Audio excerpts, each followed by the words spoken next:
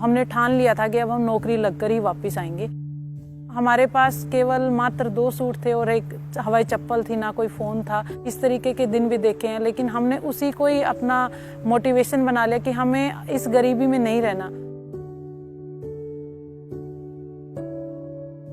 मेरा नाम अंजू यादव है और वर्तमान में मैं DYSP हूँ। अभी मेरी पासिंग आउट परेड हुई है।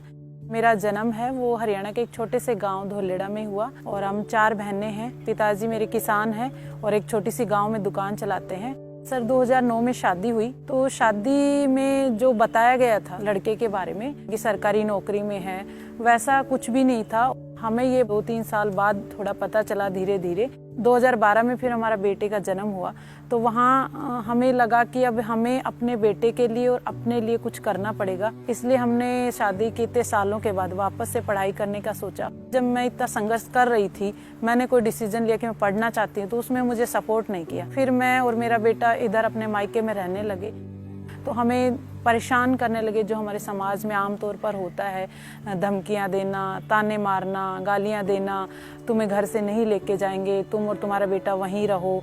हमारे पास 2 विकल्प थे, या तो हम घर पे रहें, खेती करें, भैंसें पालें जो हम पहले से कर रहे थे, और दूसरा विकल्प था कि हमने थोड़ी एजुकेशन ली थी, पढ़ाई में थोड़े ठीक थे, तो हमें लगा कि हम कहीं नौकरी के लिए ट्राई करते हैं। तो हमें टीचिंग का ही ऑप्शन मिला और 2016 में हमारा सिलेक्शन हो गया मध्य प्रदेश में, और उसके बाद लगातार हमारा सिलेक्शन होता रहा। फिर हमने राजस्थान गवर्नमेंट में, फिर हमने दिल्ली गवर्नमेंट में कार्य किया। तो इस सब के दौरान हमें जो सबसे मुख्य जो प्रॉब्लम थी वो थी कि हमारे पास इतने पैसे नहीं थे कि हम पढ़ाई कर पाएं। तो हमारे पिताजी ने हमें सपोर्ट किया।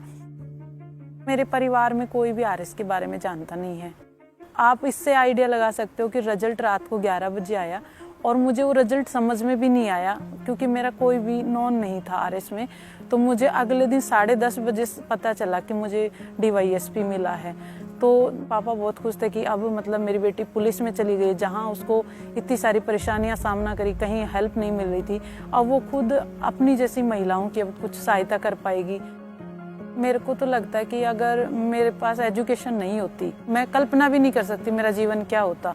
तो मेरे को लगता है कि महिला का ना आर्थिक रूप से सशक्त होना बहुत ज़्यादा जरूरी है। तो महिला जब गरीब घर से होती है और परिवार में मतलब उसको सपोर्ट करने वाले नहीं होते, इतने सारे सामाजिक बंधन लाद दिए जाते हैं, तब अगर वो इंडिपेंडेंट है ना और अपने निर्णय खुद ले पा रही है, खुद कमा के खा पा रही है, तो उससे अच्छा कुछ भी नहीं हो सकता।